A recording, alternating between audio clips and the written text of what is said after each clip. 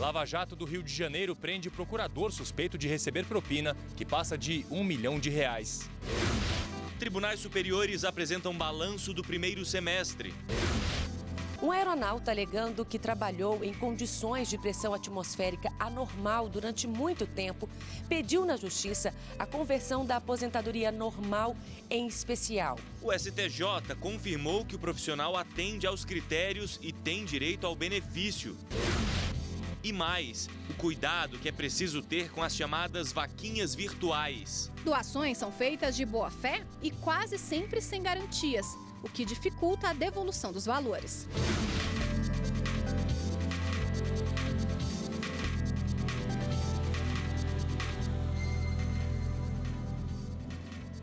Olá, boa tarde. Boa tarde. A Operação Lava Jato do Rio de Janeiro prendeu um procurador do Estado suspeito de receber propina milionária. E quem tem os detalhes ao vivo e conversa com a gente agora é o repórter Gabriel Ciafrey. Olá, Gabriel, muito boa tarde para você. Oi, Rafaela, boa tarde para você, boa tarde a todos. Renan Saad foi preso na casa dele, em São Conrado, no Rio de Janeiro. Segundo as investigações, ele teria recebido R$1.300.000. Esse valor seria referente a mudanças nas obras da linha 4 do metrô do Rio de Janeiro e teria sido repassado para a Odebrecht para que o procurador, então, autorizasse ou avaliasse como benéfica essa mudança na linha 4 do metrô. O resultado de tudo isso foi uma grande mudança no valor do contrato, que, quando assinado em 1998, estava em R$880 milhões, mas que na conclusão da obra chegou a R$9.6 bilhões. O procurador nega as acusações. A Procuradoria-Geral do Estado afirmou que apura esses fatos de maneira interna e que disse também que as supostas fraudes teriam sido cometidas quando o Renan Saad era assessor jurídico da Secretaria de Estado de Transportes, cargo do qual foi exonerado em 2012. Voltamos ao estúdio. Obrigado, Gabriel, pelas informações. E o Superior Tribunal de Justiça reconheceu o trabalho de um aeronauta como especial. Ele comprovou que esteve exposto à atividade nociva no ambiente de trabalho de forma permanente. Quem trabalha exposto a agentes nocivos, que são aqueles que podem trazer ou causar danos à saúde ou à integridade física do profissional, como ruído ou calor de forma contínua, tem o direito à aposentadoria especial. Ela reduz o tempo de trabalho, que pode ser de 15, 20 ou 25 anos, dependendo do tipo de exposição sofrida pelo trabalhador. Baixas temperaturas, agentes biológicos, agentes químicos, e tudo isso é considerado para aferição da atividade daquele trabalhador e se aquele trabalhador, de fato, está exposto a condições ambientais especiais. A Lei 8.213, de 1991, previa aposentadoria para categorias específicas, mas a Lei 9.032, de 95, retirou esse artigo. Desde então, o trabalhador precisa comprovar se a atividade que exerce é insalubre ou perigosa para garantir o benefício. Um aeronauta alegando que trabalhou em condições de pressão atmosférica anormal durante muito tempo, pediu na Justiça a conversão da aposentadoria normal em especial. O Tribunal Regional Federal da 4ª Região reconheceu que o trabalhador ficou exposto a um agente nocivo por mais de 16 anos e que, por isso, atende os critérios para o benefício, mesmo após 1995, quando a legislação foi alterada. O INSS recorreu ao STJ, alegando que não é possível esse reconhecimento, já que a pressão atmosférica anormal não justificaria a especialidade do período. A primeira turma negou o recurso do INSS. O Tribunal Regional Federal da 1ª Região entendeu que não há previsão legal para ampliar o benefício de pensão por morte após o dependente atingir 21 anos. A primeira turma do Tribunal Regional Federal da 1ª Região ressaltou que a lei traz a possibilidade de concessão do benefício de pensão por morte ao menor de 21 anos, mas não há previsão legal para extensão do benefício ao dependente depois de atingida tal idade, mesmo que seja estudante universitário. O colegiado citou o precedente do Superior Tribunal de Justiça neste sentido. Apenas seria reconhecido o direito à pensão no caso de invalidez. A situação analisada foi da neta de um ex-servidor público federal. Como era dependente dele, ela buscava continuar recebendo o benefício até completar 24 anos de idade, com o argumento de estar na faculdade. Já em primeira instância, o pedido foi negado pela segunda vara do Acre. O presidente do Supremo Tribunal Federal e do Conselho Nacional de Justiça, ministro Dias Toffoli, apresentou o balanço do primeiro semestre do ano. E quem acompanhou foi a repórter Evne Araújo. Conversa com a gente ao vivo agora, né, Evne? Boa tarde para você.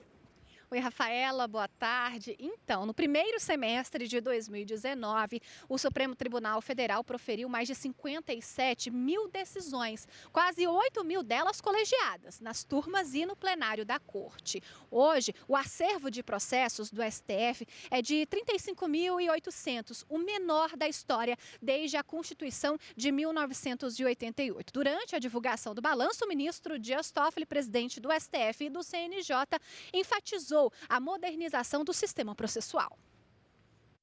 O virtual agora é real. Encerramos o primeiro semestre de 2019 com 94% dos processos tramitando digitalmente na Corte. Realizamos convênio com a Associação de Pessoas com Deficiência para a digitalização de mais de 90 milhões de páginas, viabilizando uma melhor gestão arquivística e documental do acervo do Supremo Tribunal Federal. Ampliamos as categorias de processos que podem ser julgados em meio virtual, tudo acompanhado de medidas em prol da transparência e da publicidade destes julgamentos. As conclusões dos votos dos ministros agora já podem ser acompanhadas em tempo real pela internet, por força de norma aprovada neste mês de junho, no mês passado, que determina a disponibilização automática no site do STF do resumo desses julgamentos. Lançamos o Plano Transformação Digital, uma estratégia institucional que busca viabilizar uma revolução tecnológica no tribunal, verdadeiramente orientada às nossas competências constitucionais. Tudo alinhado numa direção: tornar mais eficiente e efetiva a prestação jurisdicional realizada na Corte. E o Superior Tribunal de Justiça também apresentou um balanço de produtividade. Hoje foi realizada a sessão especial da Corte, que marcou o fim das atividades do primeiro semestre.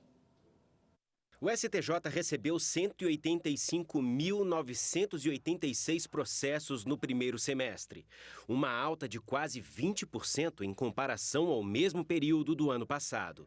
Foram julgados 255.915 processos, sendo 53.508 julgamentos em sessão e 202.407 monocraticamente. Em virtude das férias forenses, os prazos processuais ficarão suspensos entre 2 e 31 de julho. O trabalho dos órgãos julgadores do tribunal será retomado em 1º de agosto, também com uma sessão da Corte Especial. E no próximo bloco, família faz vaquinha online para arrecadar dinheiro para tratamento do filho. Um tratamento inovador para a doença no Equador custa mais de R$100 mil.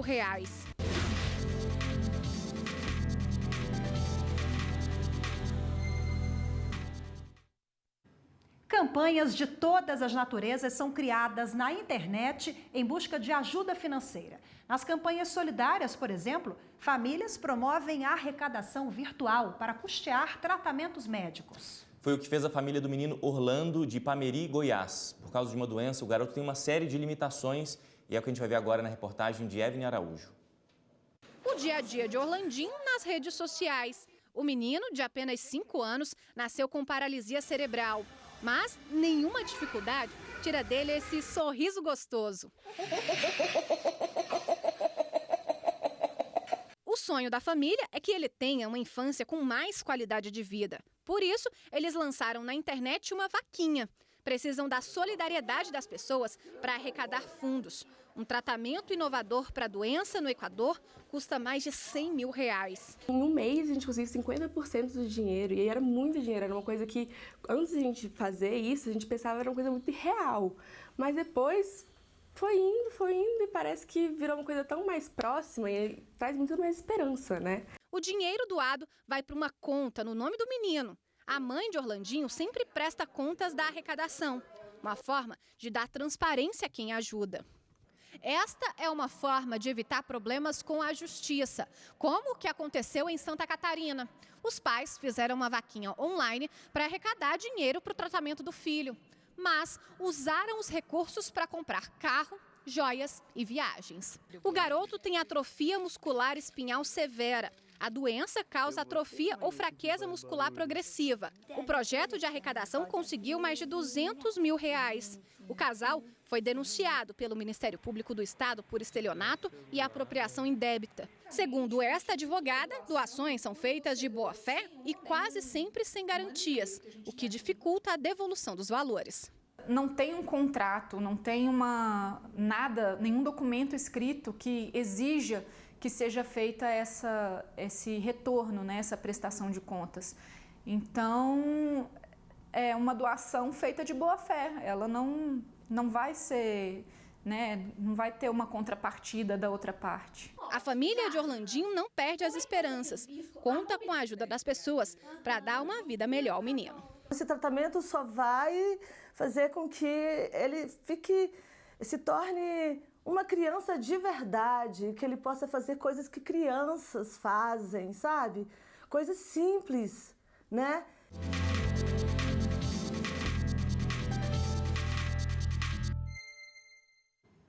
E para entender mais sobre as vaquinhas virtuais, vamos conversar agora com o Dr. Fernando de Assis Bom Tempo, que é advogado especialista em direito digital. Boa tarde. Boa tarde. Boa tarde.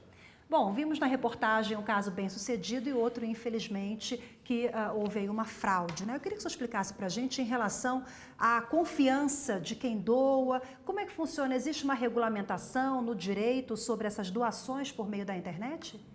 Bem, realmente essa é mais uma faceta que a internet está mais à frente do que o próprio direito. Não há uma legislação específica que trate acerca do tema e que nos permita pensar em todos os elementos de garantia e de segurança.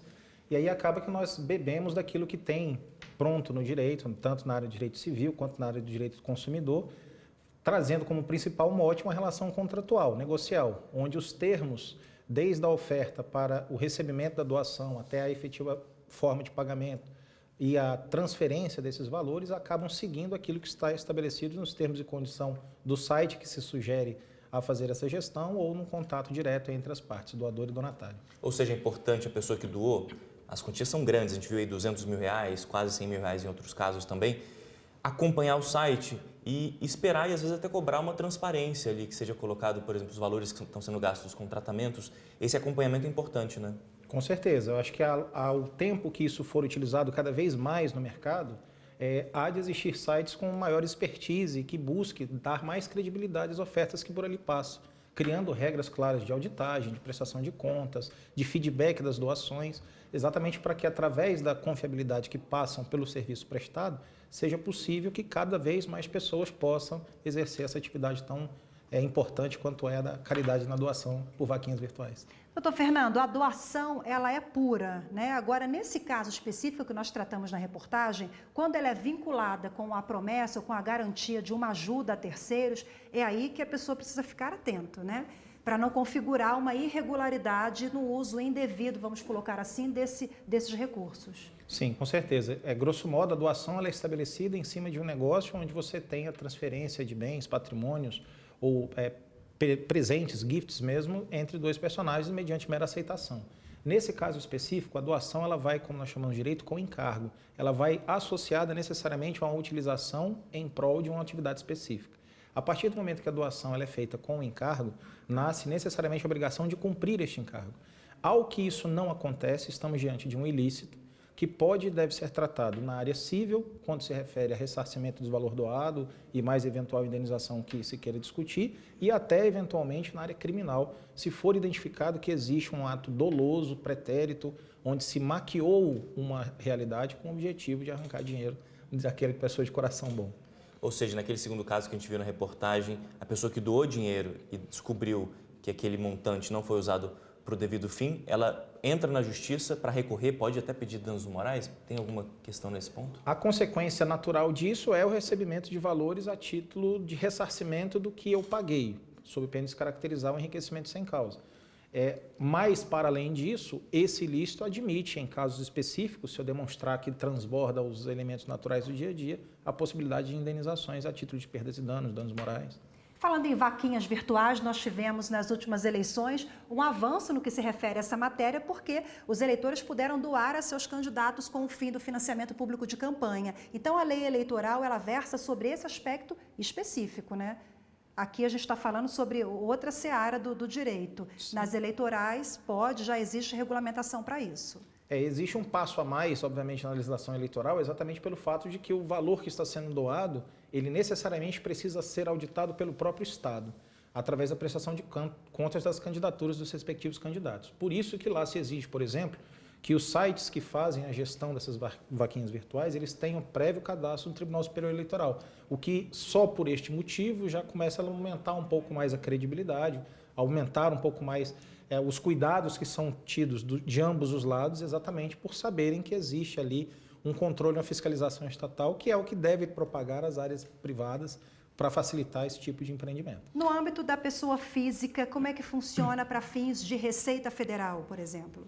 A transmissão entre valores a título de doação está sujeita à tributação do Imposto de Transmissão Causa-Mortes e Doação, ITCD, e as hipóteses naturais de isenção pelos valores que são alcançados através do numerário que se alcança. De modo que, a depender do que eu vá doar, com certeza a gente tem tributação que deve ser objeto de declaração. Nesse ponto, a gente sempre tem que lembrar que a declaração é obrigatória. O que você pode ter é o enquadramento e alguma hipótese de isenção nos termos da legislação. Ok, doutor Fernando, bom tempo mais uma vez. Obrigada pela participação. Boa tarde. Eu que agradeço. Obrigado, boa tarde. Boa tarde. E depois do intervalo, Justiça do Trabalho com nova identidade visual.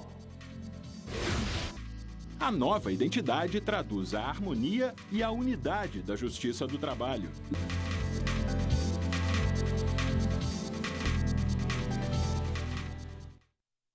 No primeiro semestre deste ano, 16 municípios brasileiros realizaram novas eleições. O balanço é do Tribunal Superior Eleitoral. Um giro pelo país e muitos eleitores voltaram às urnas para escolher prefeitos e vice-prefeitos.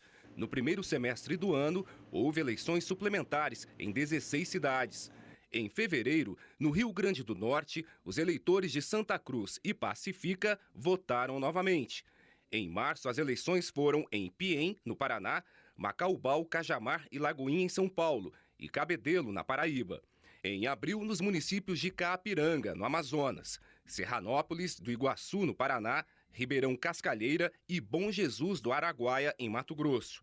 Em maio, votaram eleitores de Cascavel, no Ceará, Irupi, no Espírito Santo, e Santa Luzia do Norte, em Alagoas.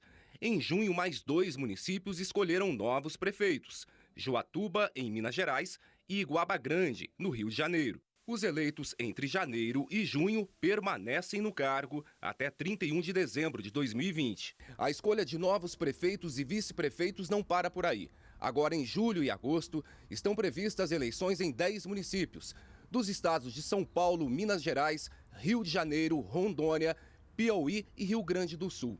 Isso porque os candidatos mais votados nas eleições de 2016 tiveram o diploma ou mandato cassado ou o registro indeferido. Grande parte deles são verificadas já com alguma irregularidade no próprio registro do candidato. O candidato ele se apresenta, mas ele tem algum tipo de inelegibilidade, ou seja, ele não é um candidato ficha limpa, como a lei exige. Então, muitos deles já incorrem em dispositivos da lei da ficha limpa. Outros grandes também são por abusos de poder econômico durante a campanha eleitoral. E também temos aqui uma grande quantidade de abusos de poder político. A reforma do Código Eleitoral em 2015 trouxe novas regras para a definição das eleições suplementares. As mudanças levaram em conta a vontade popular do eleitor. Independentemente da quantidade de votos recebida pelo candidato eleito, uma vez o seu mandato tendo sido cassado pela Justiça Eleitoral, será realizada uma nova eleição. Ou seja, é o que a gente chama da eleição suplementar. E essa eleição suplementar, ela é uma eleição similar a todas as eleições diretas. Daí dizer que foi prestigiada a vontade popular. A Justiça do Trabalho ganhou uma nova identidade visual. As varas do trabalho e os tribunais regionais de todo o país vão ter 6 meses para se adaptar. Os valores e princípios da Justiça do Trabalho reunidos em uma única imagem. A nova marca é inspirada no estilo de Atos Bulcão, artista plástico, autor de obras espalhadas em prédios históricos de Brasília. Os traços formam as letras iniciais da Justiça do Trabalho e, quando unidos, remetem ao ser humano, multidisciplinar, uma referência ao desenho Homem Vitruviano, de Leonardo da Vinci, símbolo da perfeição da natureza, do equilíbrio e da proporcionalidade. O verde e o amarelo simbolizam a abrangência nacional da Justiça do Trabalho e representam as diferentes partes envolvidas na busca do equilíbrio e da razão nas relações de trabalho. A regulamentação da nova identidade visual foi aprovada por unanimidade em reunião do Conselho Nacional da Justiça do Trabalho. Para o presidente do TST e do CSJT, ministro Brito Pereira, a nova identidade traduz a harmonia e a unidade da Justiça do Trabalho. O objetivo com essa logomarca é dar a ideia de unidade que nós temos, de certo modo fortalecer a nossa imagem como Justiça Federal. Desenvolvida pela Secretaria de Comunicação Social do TST, o processo de criação levou 1 ano para ser concluído. O manual de aplicação da marca determina o prazo de 6 meses para que a nova identidade seja adotada nas 1.573 varas do trabalho e nos 24 tribunais regionais do trabalho em todo o Brasil. Você já ouviu falar em minimalistas? São as pessoas que estão reavaliando hábitos de compra, se afastando do materialismo para se aproximar do que é simples e autêntico. E provam todos os dias que é possível fugir do que parece irresistível: comprar por comprar. Uma vitrine atraente, bem pensada, é uma estratégia para laçar o consumidor pelos olhos. O jogo é sensorial, econômico. É muito difícil controlar, a gente sabe que é difícil, mas o sistema capitalista faz exatamente isso, você ser um consumista. Tem quem namore as vitrines há anos e todo o dinheiro que ganha deixa no comércio. Roupa, calçado, tudo que está na moda, né? Cosméticos, tudo isso. Né? A mulher não consegue resistir. Maior o consumo, maior a produção. Consequentemente, também aumenta a demanda da indústria por energia, água e outros insumos básicos, como tecidos e tintas, por exemplo. A preservação da natureza tem a ver também com nossas escolhas como consumidor. Recentemente, a Euromonitor International, empresa de pesquisa de mercado, divulgou um relatório sobre as 10 principais tendências globais de consumo. Uma delas trata da compra consciente, quando o cliente se preocupa com a forma pela qual os bens foram produzidos. Cresce o grupo de pessoas que apoiam indústrias sustentáveis, aquelas que zelam pelo bem-estar dos animais e da natureza como um todo.